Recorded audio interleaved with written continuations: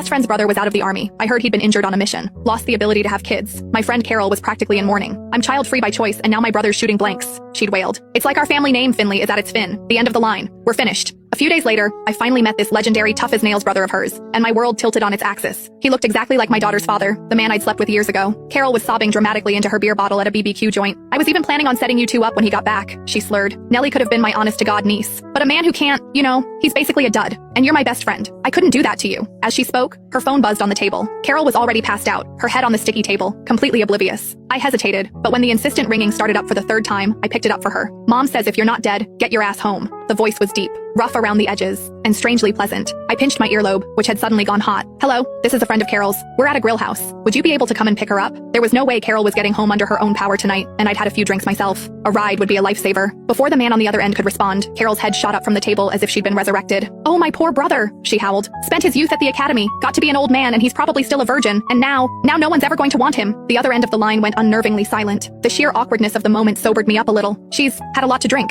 Address, number 8, South Ring Road. The line went dead. Soon, a black SUV pulled up, and a tall man got out. He wore a rugged work jacket, his frame defined by broad shoulders and long legs. I couldn't see his face in the dim light, only a sharp, imposing silhouette. At that exact moment, a video call came through on my phone. Is that Nellie? Carol mumbled, squinting at my screen. Calling so late. I hope everything's okay. You should take it. My brother's here. She waved a floppy hand at the approaching figure. A knot of parental anxiety tightened in my stomach. Without a proper greeting for the man, I just waited for him to get closer before stepping aside to answer the call. Nellie's tiny, beaming face immediately filled the screen. Mommy! Her cheerful smile was an instant relief. Hey, sweetie, why are you still awake? I missed you. In the background, I could hear my mom's voice. We took her down to the creek to catch crawfish today, and she's been wired ever since. Refused to sleep until she talked to you. You're still out? Just catching up with Carol. My mom had taken Nellie to visit our old family home for a few days, giving me a rare bit of quiet. Is Auntie Carol there? Nellie's face squished against the camera again. Mommy, I want to talk to Auntie Carol. I glanced back towards the restaurant entrance. Carol had been hoisted over the tall man's shoulder like a sack of potatoes and was being unceremoniously dumped into the passenger seat of the SUV. That's right, dumped. The corner of my mouth twitched. He really was a man of action. Having Nellie was an accident. 4 years ago, I'd just gone through a bad breakup. I was at a bar, trying to drown my sorrows, when I met him. He was a paradox of smoldering intensity and buttoned-up restraint. Every breath he took seemed to land squarely on every one of my weak spots. Fueled by liquid courage, I took him home. To my surprise, we were perfectly in sync. Even now, I can remember the shiver that went through me when his calloused hands brushed against my skin. At the time, I thought maybe this could be the start of something real. But when I woke up the next morning, he was taking a phone call, his expression suddenly grim and serious. Copy that. I'm on my way. He hung up and was on his feet in an instant, pulling on his clothes. He scribbled a string of numbers on a notepad. I have an emergency deployment. You can reach me at this number, and then he was gone. I never even learned his name. I assumed that was the end of it. But a month later, I found out I was pregnant. With no other choice, I tried the number he'd left. Again and again. No one ever answered. It dawned on me then that I'd been played. He wasn't interested. The emergency was just an excuse to leave, and the number was a fake to get rid of me without a scene.